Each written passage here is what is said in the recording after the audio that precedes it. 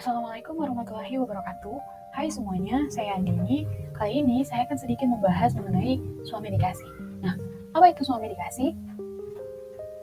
Suam medikasi dapat dikatakan sebagai pengobatan mandiri, di mana mengatasi masalah kesehatan menggunakan obat-obatan yang dapat dikonsumsi tanpa pengawasan dari dokter.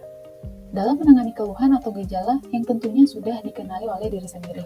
Sehingga gejala-gejala penyakit yang diperbolehkan dengan suam medikasi yaitu gejala penyakit yang ringan, seperti demam, nyeri, batuk pilek, mah, diare, ataupun gatal-gatal. Selanjutnya, apa saja obat suam medikasi yang boleh digunakan? Yang pertama, obat bebas, yaitu obat dengan logo hijau dan tepi hitam. Obat bebas terbatas, yaitu dengan logo biru dan tepi hitam. Dan juga obat tradisional yang terdiri menjadi 3, ada jamu, obat herbal terstandar, dan juga fitofarmaka. Nah, obat-obat ini merupakan obat yang dapat dibeli tanpa menggunakan resep dokter. Nah, dalam penggunaan obat suam medikasi tentunya harus memperhatikan yang pertama jenis obat sesuai keluhan atau indikasi ataupun penyakit yang diderita. Obat diperoleh dari apotek atau toko obat yang tentunya sudah berizin. Sebelum penggunaan perlu membaca informasi obat pada kemasan, lalu tepat aturan pakai, frekuensi, dan cara pakai obat. Frekuensi yang dimaksud berapa kali berapa obat tersebut digunakan, dan cara pakai obat yaitu ketika obat itu oral maka harus diminum seperti tablet, sirup dengan menggunakan sendok takar yang sudah tersedia, dan obat tetes mata yang perlu diteteskan pada lokasi yang sesuai. Terakhir yaitu tidak membeli obat keras tanpa rekomendasi dari dokter. Obat keras itu seperti logo berikut, yaitu huruf K dalam warna merah, tepinya hitam. Contoh obat keras itu seperti antibiotik. Nah, sehingga dengan menyesuaikan hal-hal berikut, maka akan dihasilkan obat suam medikasi yang tepat penggunaan dan juga aman.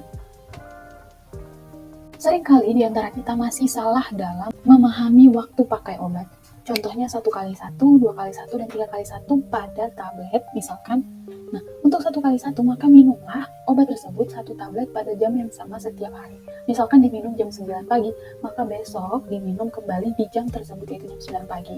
Lalu untuk 2x1 maka diminum obat tersebut 2 kali. Nah, untuk sekali minumnya 1 tablet dan setiap 12 jam. Artinya ketika dia diminum jam 9 pagi, maka minum kembali obat tersebut di jam 9 malam. Lalu yang terakhir ada 3x1. Maka minumlah obat tersebut 3 kali dan sekali minumnya 1 tablet, yaitu setiap 8 jam.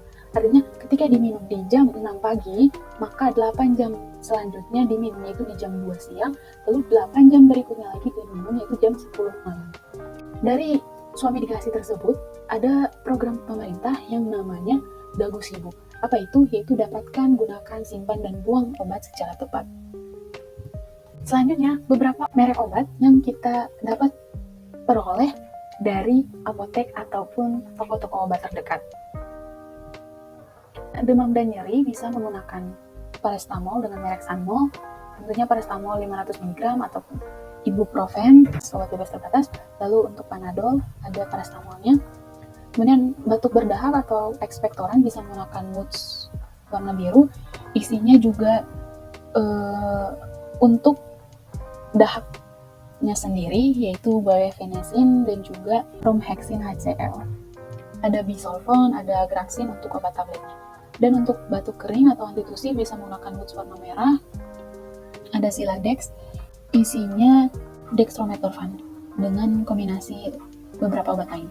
Dan juga bisa menggunakan obat herbal, tanaman-tanaman herbal yang bermanfaat pada batuk itu sendiri. Lalu ada batuk pilek atau flu. Nah, karena dia merupakan flu yang bisa disebabkan oleh virus ataupun alergi, maka alangkah baiknya mengonsumsi obat yang dapat meningkatkan daya tahan tubuh seperti vitamin C. Tambahkan dengan obat-obat yang bermanfaat pada batuknya itu sendiri. Contohnya ada Bodrexin untuk anak, Procol Flu, ataupun Misagrip. Lalu selanjutnya untuk obat mah, tentu sudah tidak asing lagi ada obat Proma, ada Milanta atau Antasidadoen, diminum saat perut kosong, yaitu 1 jam sebelum makan atau 2 jam sesudah makan. Dan tidak disarankan untuk digunakan terus-menerus. Lalu ada diare, bisa menggunakan Oralit, Lactobe, Diapet. Oralit ini lebih kepada mengganti cairan tubuh, Kemudian untuk lakto-B ini termasuk dalam probiotik, yaitu menormalkan bakteri baik yang ada dalam usus sehingga meningkatkan pencernaan. Pemerintah sendiri menyuarakan gema cermat di mana dalam memperoleh obat perlu tanya 5O, yaitu 1. Nama dan kandungannya, 2. Apa khasiatnya, 3. Berapa dosisnya, 4. Bagaimana cara penggunaan, dan 5. Apa efek samping dari obat tersebut. Sekian dari pemaparan tentang suam medikasi. Lebih dan kurangnya saya mohon maaf. Wassalamualaikum warahmatullahi wabarakatuh.